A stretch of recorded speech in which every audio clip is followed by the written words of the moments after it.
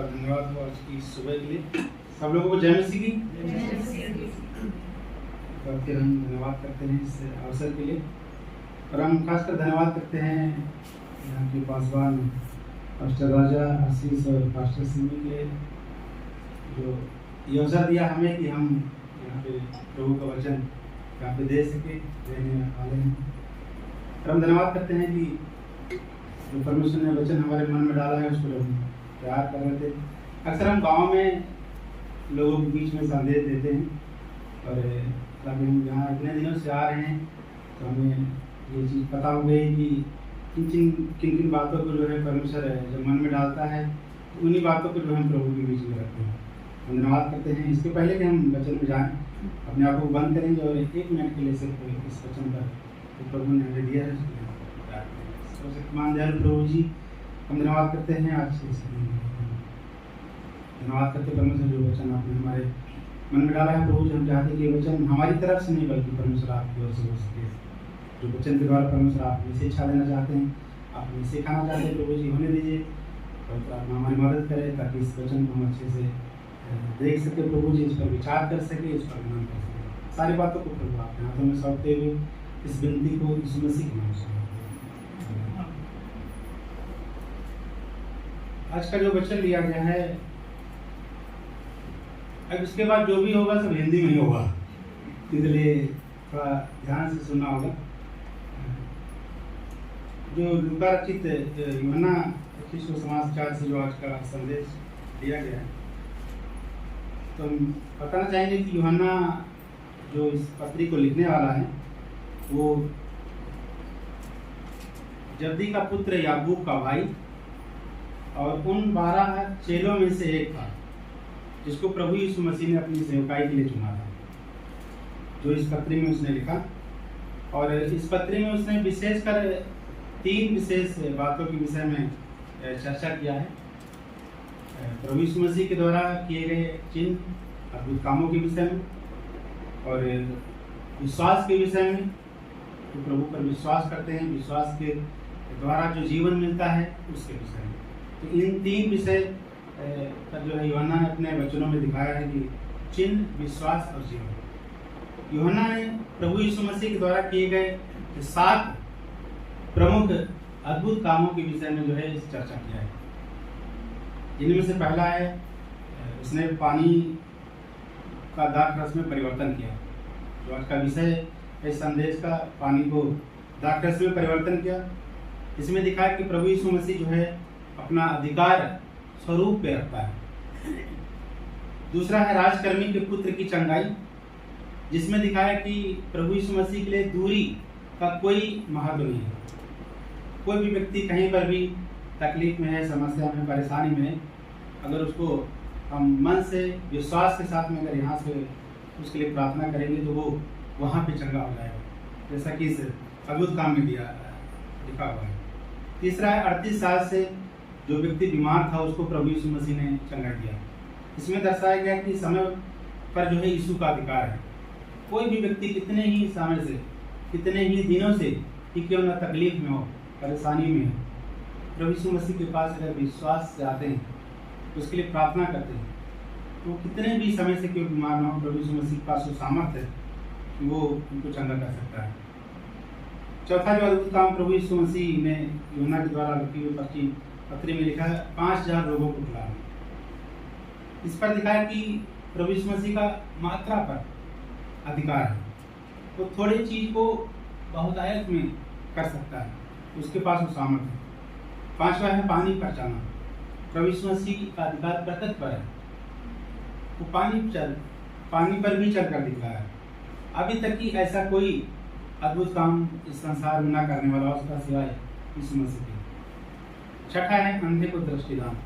दुर्बलता, परेशानी, ऐसी ही कई तकलीफें लोगों के जीवन में थी जिसको परमेश्वर ने ठीक किया। दुर्बल, कमजोरी होने की वजह से उनको उनके जीवन से ठीक किया। और 7वां है लाजर को जिलाया, यानी प्रभु यीशु मसीह का मृत्यु पर अधिकार। वो जो बिल्कुल मर चुका है उसको भी प्रभु यीशु मसीह के पास सामर्थ्य है कि वो उनको जीवन दे सकता है।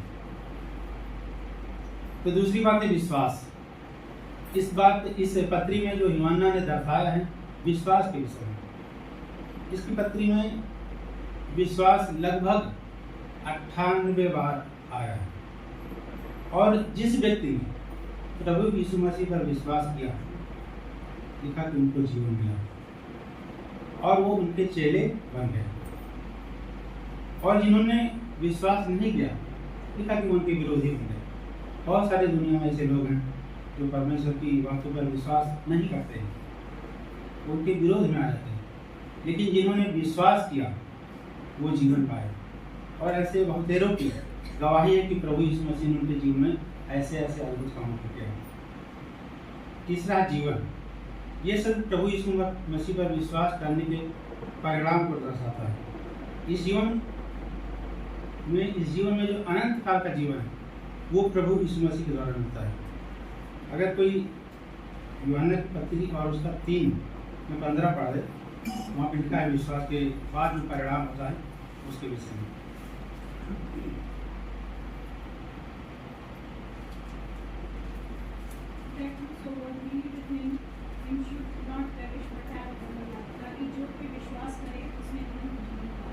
लिखा कि जो उसमें विश्वास करे वो अनंत जीवन पाए। विश्वास का परिणाम जीवन है। जिस व्यक्ति ने भी परमेश्वर पर विश्वास किया, वो 1-2 दिन का जीवन उसको नहीं मिला, इस धरती पर का जीवन उसको नहीं मिला। लिखा है कि अनंत काल का जीवन, अनंत काल का जीवन, मरने के उपरांत भी वो जीवन जो हम प्रभु के साथ बिता सकते हैं। यीशु मसीह की सेवकाई का आरंभ जो है 30 साल की उम्र से हुआ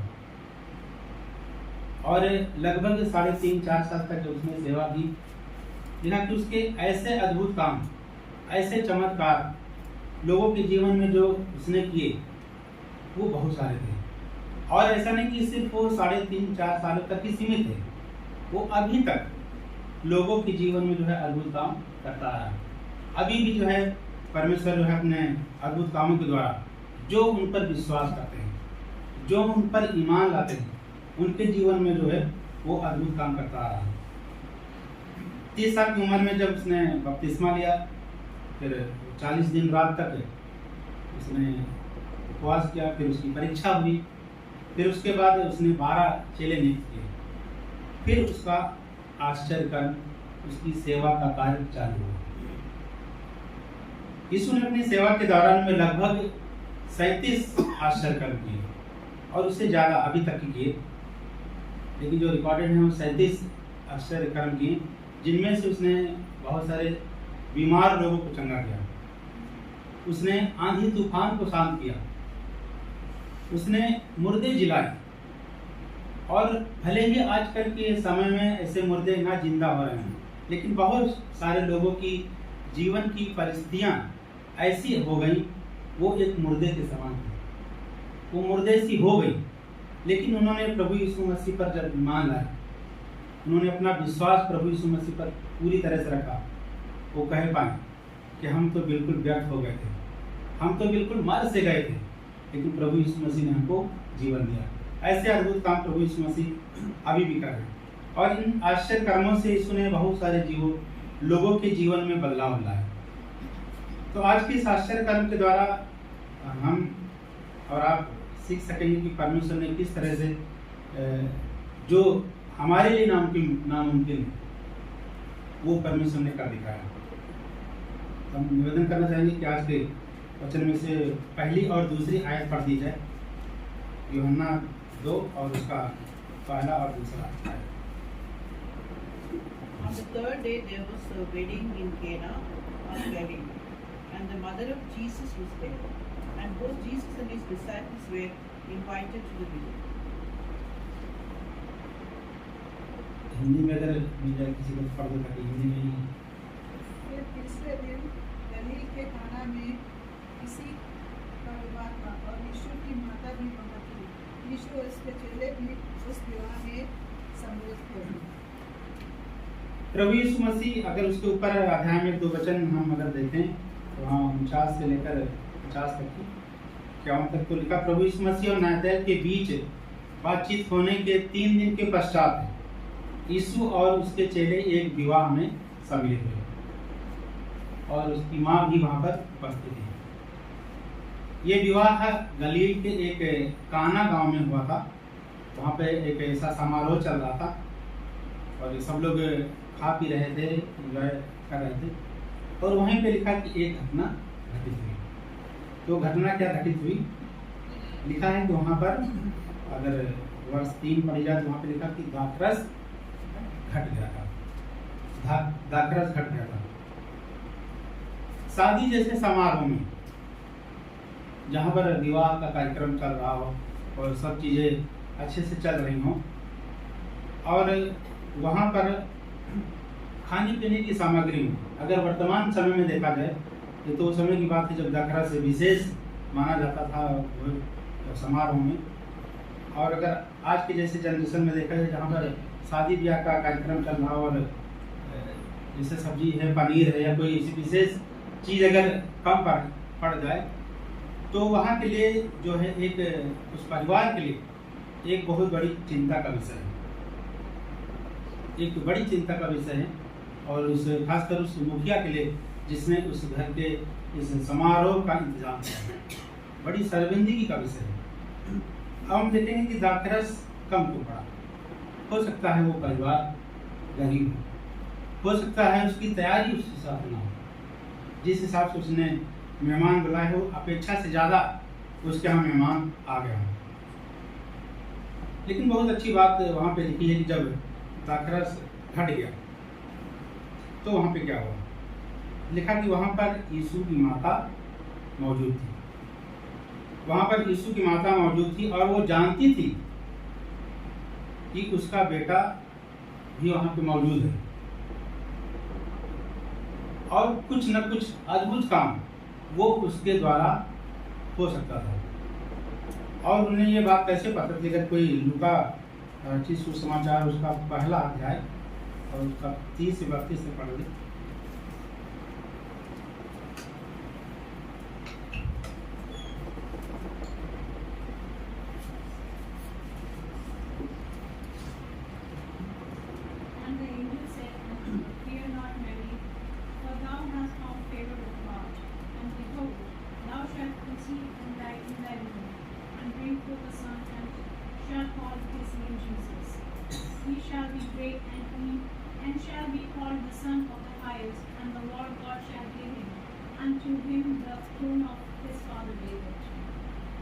स्वर्गदूत ने उससे कहा, हे मरियम भयभीत न हो, क्योंकि परमेश्वर का अनुग्रह तुझ पर हुआ है। देख तू गर्भवती होगी और तेरे पुत्र होगा, तो उसका नाम यीशु रखना। वो महान होगा और परम प्रधान का पुत्र कहलाएगा। प्रभु परमेश्वर उसको पिता दाऊद का सिंहासन उसको देगा। यीशु की माता मरियम को पता था कि इस घटी को सिर्फ और सिर्फ अगर कोई पूरा कर सकता है वो यीशु मसीह है।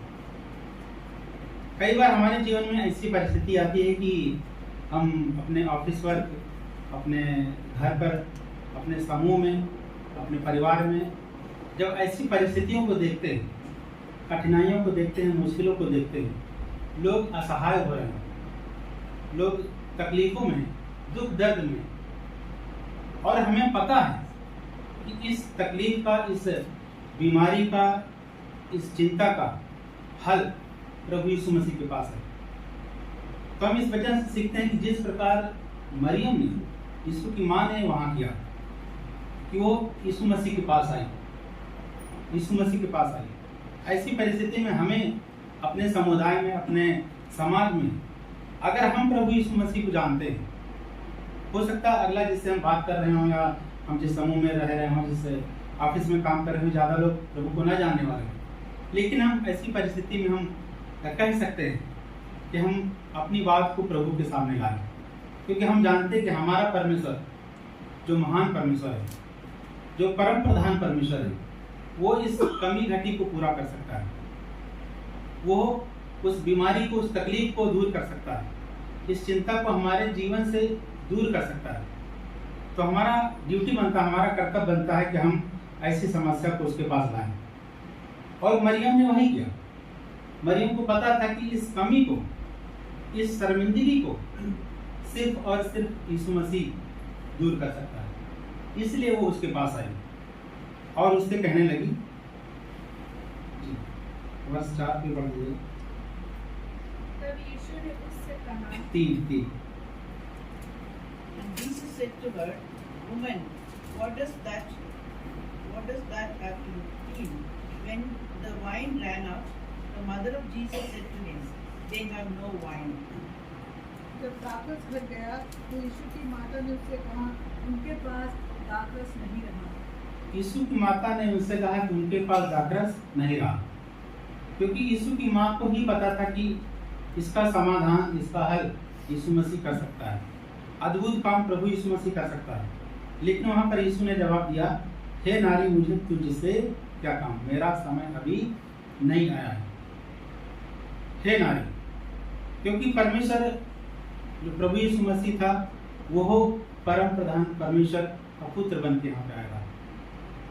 उसका जो उसकी माँ के साथ संबंध था वो एक सांसारिक रूप से था, लेकिन वो पिता परमेश्वर इस जगत में मनुष्य बन के आया। वो अपनी माँ के निर्देशों पे नहीं, बल्कि अपने परमेश्वर स्वर्गीय पिता के निर्देशों पर चलने वाला था। तभी उसने कहा कि उचित समय नहीं मसीह के सामने, अगर मसीह अगर लोगों के सामने अभी ऐसा कुछ अद्भुत काम करता तो उसे संभावना थी कि लोग उसे राजा बना सकते थे, उसको ऊंचे पद पर उठा सकते थे। लेकिन वचन में लिखा कि परमेश्वर की योजना उसको इस संसार में भेजकर महान पद पाने के लिए नहीं था, बल्कि वो जो कुचले हुए थे, जो पाप से दबे हुए थे, जो असहाय थे, जो नरक में जाने वाले थे, उन लोगों के लिए वो एक रास्ता, एक मार्ग बन के आया। उनके लिए वो इस संसार में आए। अगर मत्ती रचित सुसमाचार उसका 16 अध्याय और उसका 21 से लेकर 23 पद तक पढ़ दे कि प्रभु यीशु मसीह के लिए क्या योजना था। तो किसी को मिल जाए तो मत्ती रचित सुसमाचार उसका 21 अध्याय 16 अध्याय 21 से 23 तक कि प्रभु के लिए, तो प्रभु यीशु मसीह के लिए परमेश्वर ने क्या योजना बनाई थी। उसके लिए ये योजना नहीं थी कि वो यहाँ पर एक ऊंचे अहदे को प्राप्त करे। जी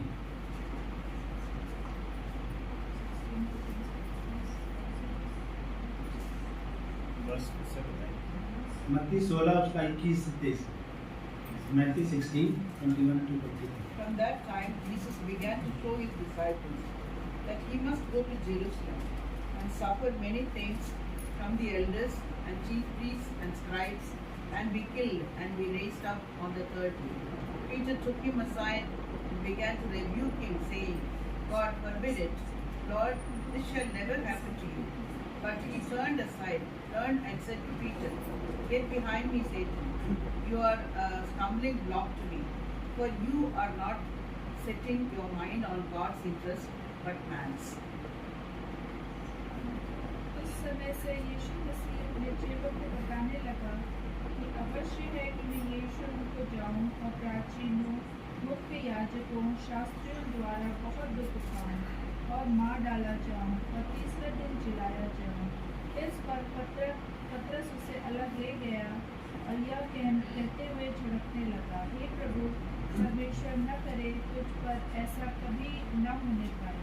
तब उसने मुड़कर पतरस से कहा, हे शैतान, मुझसे दूर हो, तो मेरे लिए ठोकर का कारण है, क्योंकि तू परमेश्वर की बातों पर नहीं परंतु मनुष्य की बातों पर मन लगाता है। परमेश्वर की योजना यीशु मसीह को इस संसार में भेजकर दी कि वो प्राचीन याजकों, शास्त्रियों द्वारा सताया जाए, कष्ट सहन, लोगों के पापों के खातिर वो कोड़े सहे। उसकी योजना ये थी, ना कि वो राजा बनाया जाए, ना कि वो ऊंचे पद पर जाए। तो यीशु की माँ को वहाँ पर पता था कि जो है परमेश्वर, जब प्रभु यीशु मसीह यहाँ पर विद्यमान है तो इस घटी को सिर्फ और सिर्फ वही पूरा कर सकता है। तभी मरियम निश्चिंत थी इस बात से कि वो कुछ ना कुछ अवश्य करेगा। इसलिए उसने नौकरों से कहा कि जैसा वो कहे वैसा ही करना, क्योंकि उसे पता था कि यीशु असंभव को संभव करने में सामर्थ्य रखता है। उसे पता था कि प्रभु यीशु मसीह परमेश्वर का पुत्र है। उसे पता था कि ये सामर्थ्य से भरा हुआ है।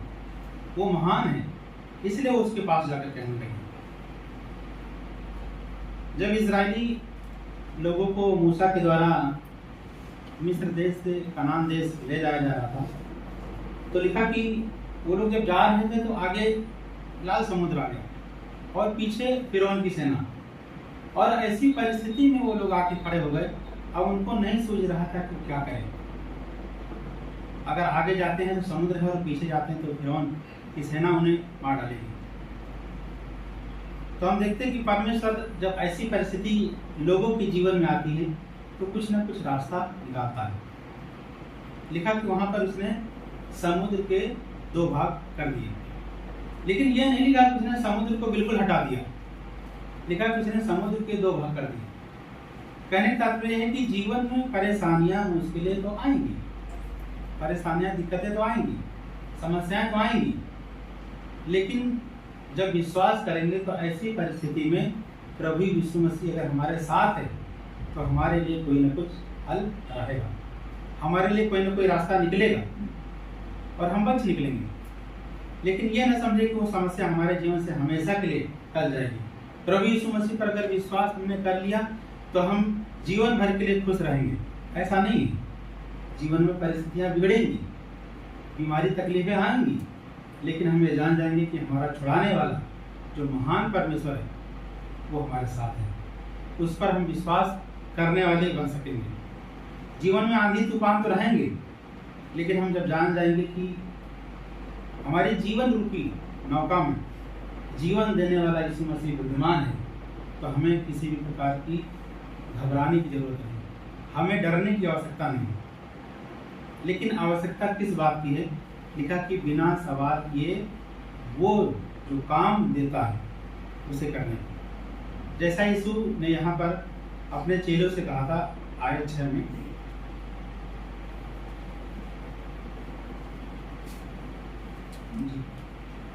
कोई आयत 6 पढ़ दे।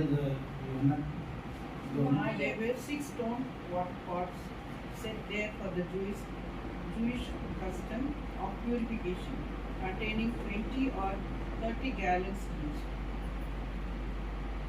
वहाँ यहूदियों के शुद्ध करने की प्रथा के अनुसार पत्थर के 6 मटके रखे थे। प्रत्येक में लगभग 70 या 80 लीटर समाता था। अगर उसकी पहली आयत में लिखा कि जब मरियम ने चेलों से नौकरों से कहा था कि जैसा यीशु तुमसे कहे वैसा ही करना, यहाँ पर चेले सवाल कर सकते थे, परंतु जो करना था मरियम ने उसे कहा था कि जैसा यीशु तुमसे कहे वैसा ही करते रहना। यानी बिना सवाल किए यीशु की आज्ञा का पालन करना था, बिना सवाल किए। कई बार क्या होता, हम परमेश्वर जब हमसे कुछ कहता है तो हम अपनी योजनाओं को बनाते हैं, ये जानते हुए कि परमेश्वर सामर्थी परमेश्वर है, ये जानते हुए कि वो हमारी विपदा को, हमारी समस्याओं को हमारे जीवन में से दूर करने की सामर्थ्य रखता है, फिर भी हम अपनी योजनाओं को उसके उपरांत भी बनाते रहते हैं बिना सवाल किए। जो जन्म से अंधा था, अगर यूहन्ना 9 के 7 में पढ़े तो वहाँ पे लिखा कि एक व्यक्ति था जो जन्म से अंधा था, और यीशु मसीह ने उसके पास आकर उससे कहा, लिखा कि उसकी आंखों में मिट्टी लगाई और उससे कहा कि जाओ सिलों के कुंड में अपने आंखों को धो ले। अगर वो वहाँ पे सवाल करता, अगर वो विचार करता कि पता नहीं ऐसा संभव होगा कि नहीं होगा, क्योंकि मैं तो जन्म से अंधा हूँ, हम क्या अब दृष्टि पा सकते हैं? लिखा कि जैसा प्रभु यीशु मसीह ने उससे कहा वैसा ही उसने किया, और लिखा हुआ कि वो वहां से देखते हुए वापस आया बिना सवाल किए। क्यों हमें बिना सवाल किए प्रभु की बातें मानना है? क्योंकि परमेश्वर का काम हमारे समझ से अलग है। अगर यशायाह उसका 55 और उसका 8 पद में पढ़ें, वहां पे लिखा कि उसके विचार और हमारे विचार एक से नहीं है। हम किस तरह से विचार करते हैं, हम किस तरह से युक्तियां बनाते हैं, वो परमेश्वर की युक्तियों से, परमेश्वर के विचारों से मेल नहीं खाती है, क्योंकि उसका सोचने का तरीका अलग है। वो महान परमेश्वर है, वो हमारे भविष्य को भी जानता है, वर्तमान समय में होने वाली घटनाओं के साथ साथ वो हमारे भविष्य के विषय में भी जानता है। निश्चित रूप से वो हमारे जीवन में कुछ ना कुछ हल निकालेगा समस्याओं के समय। इसलिए मरियम उसके पास आकर कहने लगी कि जैसा यीशु कहे वैसा तुम करना। नीति वचन 3:5, कोई पढ़ दीजिए नीति वचन 3:5, proverb 3:5। Trust in the Lord with all thine heart, and lean not unto thine own understanding. तू अपनी समझ का सहारा न लेना, तुम संपूर्ण मन से परमेश्वर पर विश्वास करना। तू अपनी समझ का सहारा ना लेना। वहां पर अपनी योजना नहीं बनाना। वहां पर लिखा कि तू अपनी समझ का सहारा ना लेना, वरन संपूर्ण मन से अपने परमेश्वर पर भरोसा रखना।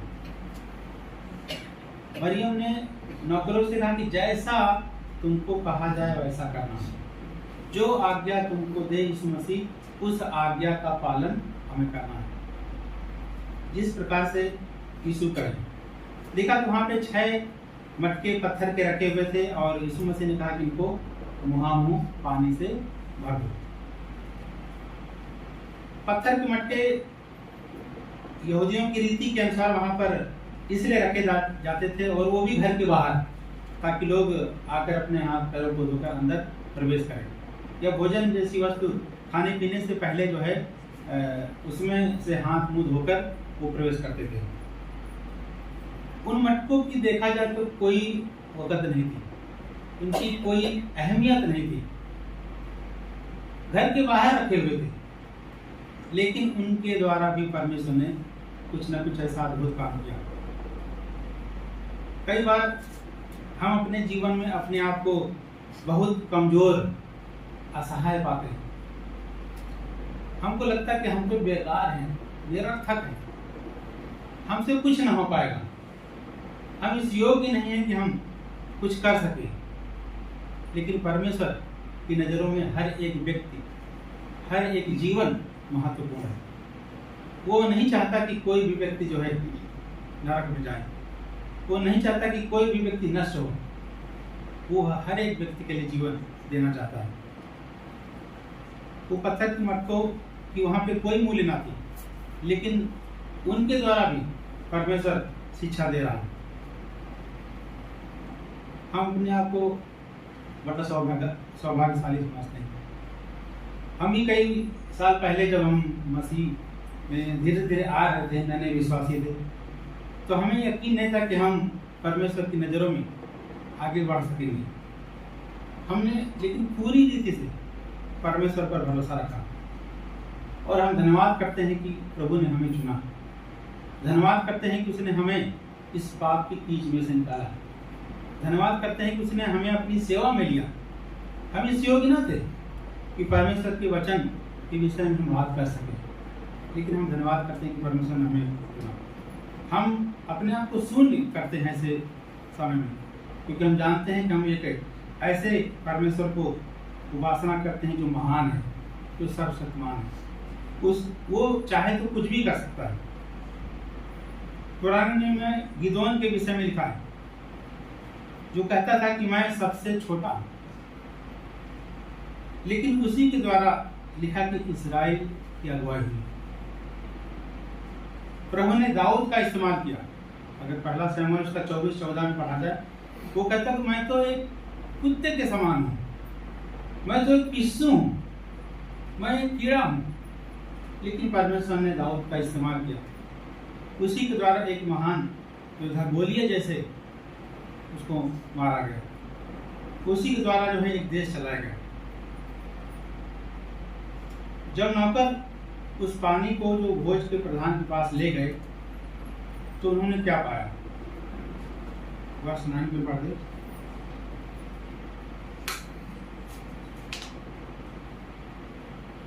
When the head waiter tasted the water, which had become wine, and did not know where it came from, but the servants who had drawn the water knew, the head waiter called the bridegroom and said to him, even man serves the good wine first, and when the people have drunk freely, then he serves the poorer wine.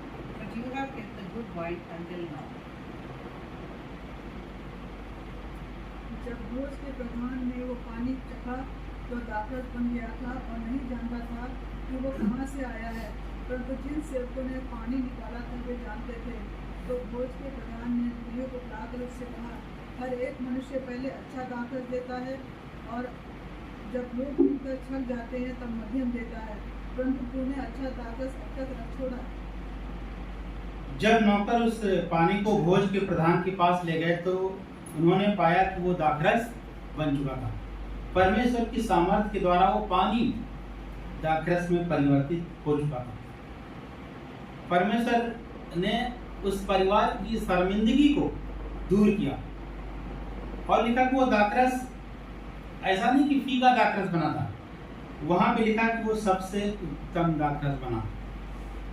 प्रभु जो काम करता है वो सबसे सर्वश्रेष्ठ काम होता है।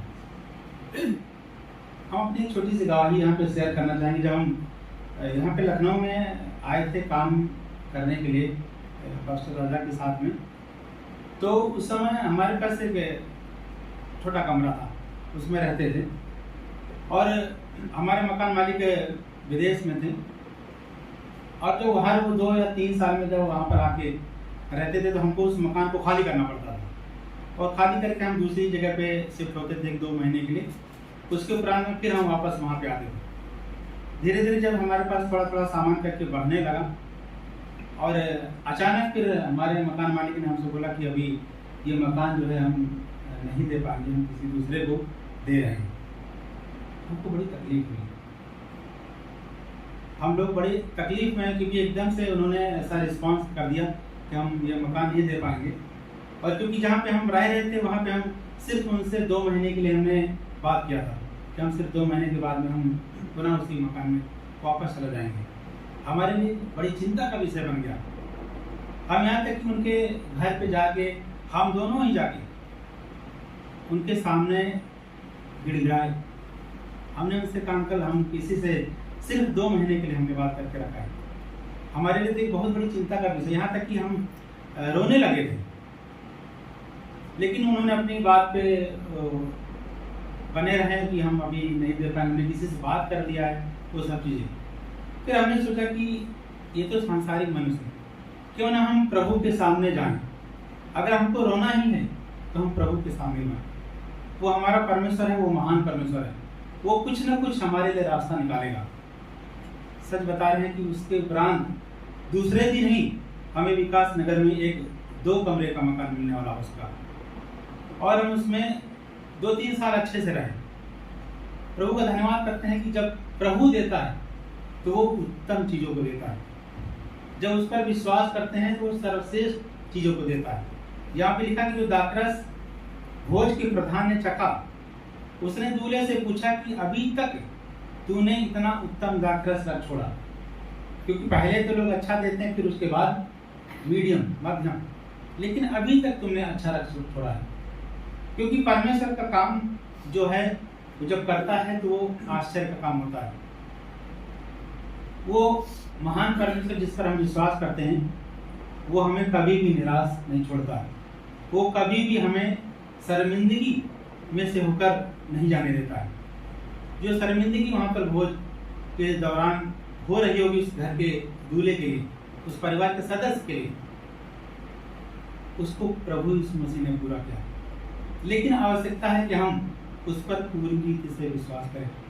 आवश्यकता है कि हम अपने तन मन धन से हम उसको अपने जीवन में सर्वश्रेष्ठ माने, पहला स्थान उसको दें।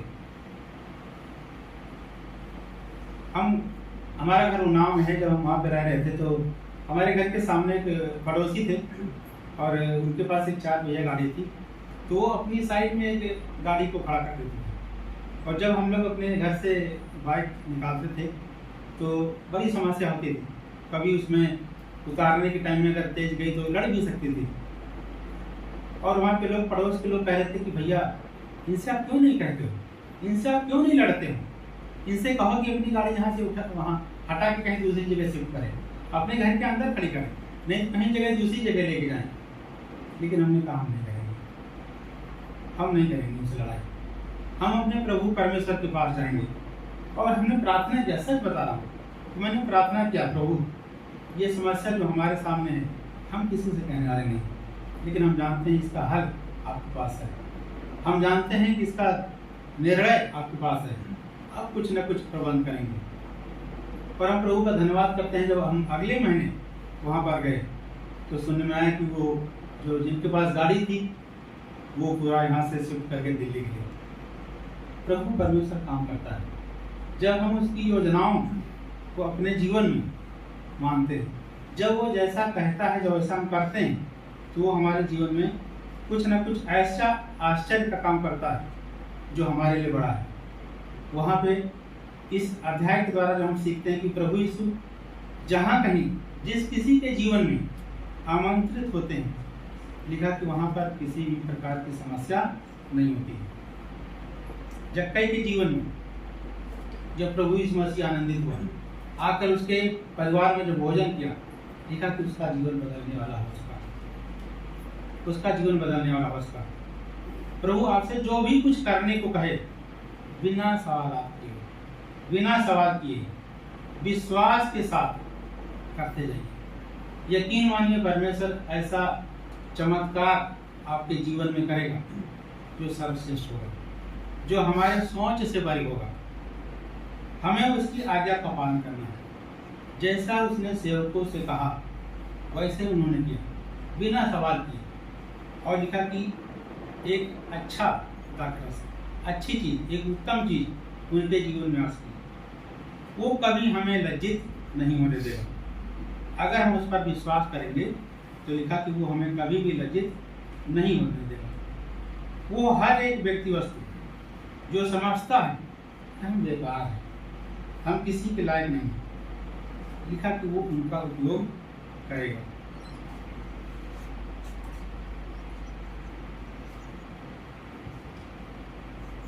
लेकिन समझने वाली बात है कि कई बार हम इस बात पर विचार करते कि उस समय में तो मरियम ने लोगों से कहा, अपने नौकरों से कहा कि जो तुमसे कहे वही करो।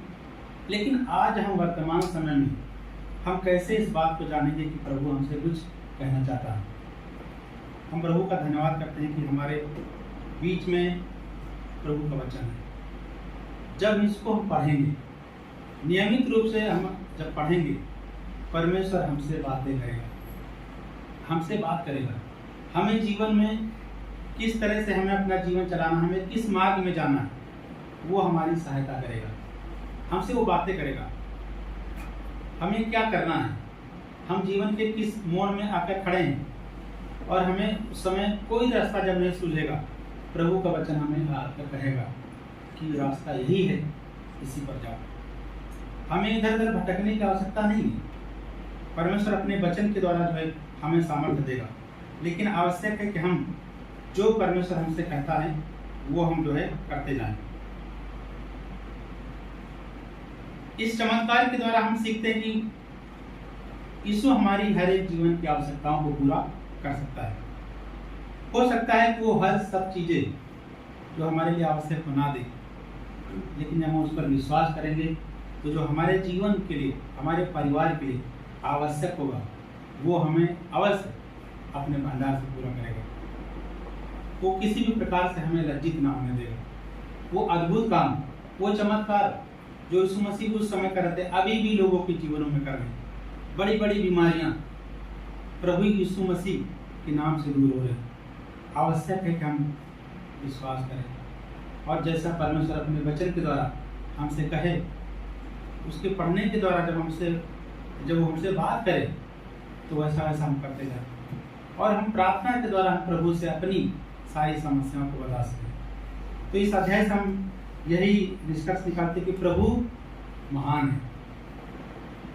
जब हमारे समाज में हमारे सामने ऐसी परिस्थिति आए, जब हम नाना प्रकार के भिन्न भिन्न लोगों के बीच में जहाँ पर काम करते, जहाँ पर लोग विश्वास में नहीं हैं, लेकिन हम जानते हैं कि परमेश्वर जिसकी हम उपासना करते हैं वो महान परमेश्वर है। हम उनके लिए प्रार्थना करें, उस स्थिति के लिए प्रार्थना करें, उस तकलीफ के लिए प्रार्थना करें, कहें कि प्रभु आप इसका कुछ हल निकालिए। निश्चित रूप से वो कुछ ना कुछ हल निकालेगा। और जो परमेश्वर हमारे जीवन में करना चाहता है, बिना सवाल किए हुए जो आज्ञा परमेश्वर हमसे दे वो हम पूरा करते जाएं। वचन 23 में लिखा कि वो हमारा चरवाहा है, वो हमारी हर एक घटी को पूरा करने योग्य है, वो हमारे लिए सब चीज़ों को तैयार करता है जो हमारे लाभ के लिए है। उसकी योजनाएं हमारे लिए जो है सब लाभ की है। आवश्यक है कि हम उसके वचनों के अनुसार, उसकी मर्जी पर, उसकी इच्छा के अनुसार हम चलते रहें। तो जिस तरह से यहाँ पे जो काना गांव में जो चमत्कार हुआ, परमेश्वर ने पानी को उत्तम दाखरस में परिवर्तित किया, पानी को उसने उत्तम दाखरस में परिवर्तित किया। ऐसे अद्भुत काम, ऐसे चमत्कार प्रभु यीशु मसीह हमारे जीवन में करने वाला है। आवश्यक है कि हम उस पर विश्वास करें, उस पर ईमान लाएं। आइए प्रार्थना करें। सर्वशक्तिमान दयालु प्रभु जी, हम धन्यवाद करते हैं आज के इस दिन के लिए। प्रभु जी, हम धन्यवाद करते हैं परमेश्वर वचन के लिए प्रभु, जो आपने हमें दिया प्रभु। हम धन्यवाद करते परमेश्वर कि आपका जो ये अद्भुत काम, पहला चमत्कार था परमेश्वर, पानी को दाखरस में परिवर्तित किया प्रभु। हम जानते हैं परमेश्वर दुनिया की ऐसी कोई ताकत ये काम ना कर सके प्रभु जी, ना ही कर सकती प्रभु, लेकिन हम धन्यवाद करते परमेश्वर ऐसे अद्भुत काम के लिए प्रभु जो आपने कर दिखाया। हम जानते हैं परमेश्वर, जब हम अपने जीवन में किसी भी प्रकार से ऐसी निराशा में आते हैं, ऐसी कमी घटी में आते हैं प्रभु जी, जब हमें नहीं समझते हैं, हमें समझ में नहीं आता कि हम क्या करें, लेकिन हम जानते हैं जब प्रभु यीशु मसीह आप हमारे जीवन में आमंत्रित हैं, आप हमारे हृदय में निवास करने वाले हैं प्रभु, आपको वचन हमारे साथ है प्रभु जी, तो हम यकीनन जानते हैं कि हमें किसी भी प्रकार की कमी घटी नहीं है प्रभु। हम धन्यवाद करते हैं परमेश्वर कि आप हमारी सब प्रकार की कमी घटी को दूर करते हैं प्रभु। हम धन्यवाद करते हैं परमेश्वर कि आप हमारी प्रार्थनाओं को सुनने वाले परमेश्वर हैं। हम धन्यवाद करते हैं परमेश्वर कि आप हमारी जीवन की हर एक शर्मिंदगी को दूर करने वाले हैं प्रभु जी, हमारी हर एक तकलीफों को दूर करने में सामर्थ्य रखते हैं। हम चाहते हैं परमेश्वर कि हम आपके वचन को पढ़ सके प्रभु जी, आप हमारी मदद करें प्रभु जी, ताकि हम आपके वचन को पढ़ सके, आप हमसे बातें कर सके प्रभु जी। हम चाहते हैं परमेश्वर की इस कलीसिया के हर एक भाई बहनों को प्रभु जी आपके हाथ में सौंपते हैं। हम चाहते हैं परमेश्वर इस वचन के द्वारा प्रभु हर एक जन को प्रभु आप आशीष करिए प्रभु। जो अद्भुत काम परमेश्वर आप पहले करते हैं और अभी भी लोगों के जीवनों में कर रहे हैं प्रभु, होने दीजिए परमेश्वर के ऐसे अद्भुत काम हम होते देख सके प्रभु जी इस कलीसिया के द्वारा।